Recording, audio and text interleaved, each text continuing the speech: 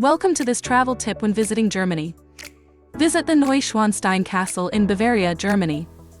Germany is a country in Central Europe, and it is the second most populous country in Europe. Germany has a lot of nature, with seas, lakes, beaches, and of course the famous Alps.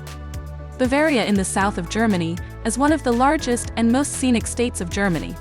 The capital of Bavaria is Munich. The state of Bavaria has a lot to offer for tourists, such as medieval castles, small historical towns, magnificent palaces, large lakes, the Alps, sports, Baroque churches, and Bavaria's urban hubs provide the backdrop for traditional events and opera festivals. Neuschwanstein is one of the most popular castles in Europe. The castle is famously known for being the inspiration for the Walt Disney castle and logo. Work on the castle started in the summer of 1868, and the most advanced building techniques and materials of its time were used in the construction of the castle.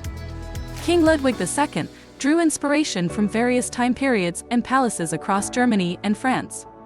King Ludwig II is also known as the Swan King, or Fairy Tale King, as his palaces were so extraordinary. The swan was an icon of peace and purity for King Ludwig II, and you will find many monuments of swans in his castles. To visit the Neuschwanstein Castle, first head towards Munich, the capital of Bavaria, and then head further south towards Schwangau, then follow the signs to Hohenschwangau. There are many day trip bus tours leaving from Munich and other locations in Germany, and such bus tours are a great way to enjoy the journey and have everything organized for you. There is a small fee for visiting the inside of the castle, so be sure to reserve your tickets online, as there is high demand and tickets can sell out. If you are traveling with a bus tour, the castle ticket is typically included. From the bottom of the hill, in Hohenschwangau, you can either walk for about 35 minutes up the hill to the castle, take a special bus for a small fee, or take a horse carriage for a small fee.